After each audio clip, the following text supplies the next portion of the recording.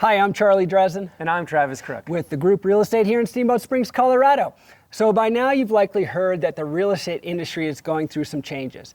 The settlement with the National Association of Realtors, or NAR, requires these changes take place by August 17th, 2024. So in this video, we address some of the key points to that settlement, and we also address some misconceptions many people have due to some of the information that's being circulated.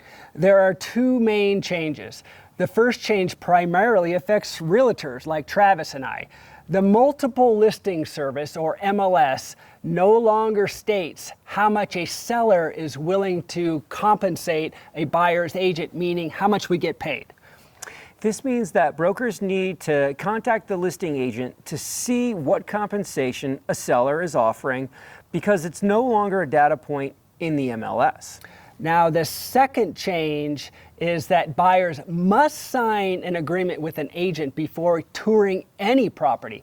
That's right, the MLS rule states that an agent cannot show property unless this form is signed. Now, in the past, these buyer's agency agreements were used, but compensation typically came from the seller.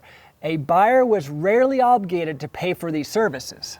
Now, if the seller is offering a different compensation than what the buyer and their agent agreed to, the buyer may be obligated to pay the difference. Thus, the biggest change will be that these compensation discussions need to happen at the start of the house hunting process instead of during or at closing. So you've probably heard about more changes, but they likely fall under the umbrella of these two modifications. So let's address some of those questions now. Some of the media has said commissions are being eliminated or home prices will drop. That is just not the case. If you elect to use a real estate professional, these services require compensation.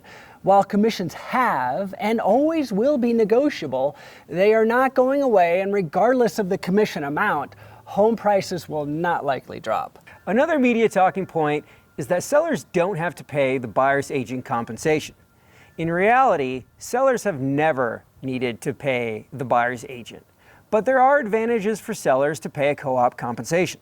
By offering a co-op compensation to the buyer's agent, this allows potential buyers to put more money towards the purchase of a home and thus potentially attracting more buyers.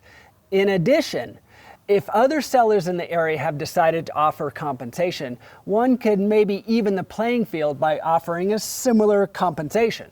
Given this, brokers will have to do more preliminary research for buyers before touring homes to determine compensation amounts. Knowing these compensation amounts allows buyers to better understand their overall buying power.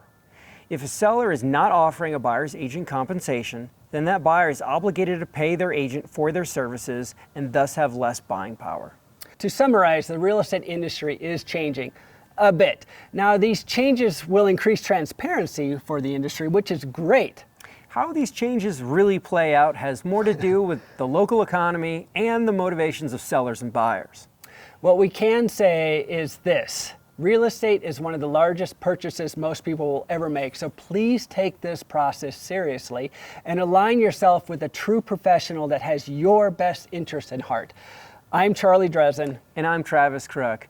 We hope you found this clarifying, and if you have additional questions on these changes in real estate or any questions regarding Steamboat or real estate here, please give us a call. We'd love to help you out. Thanks again for watching. We love a thumbs up or subscribe if you want more information. Thanks again.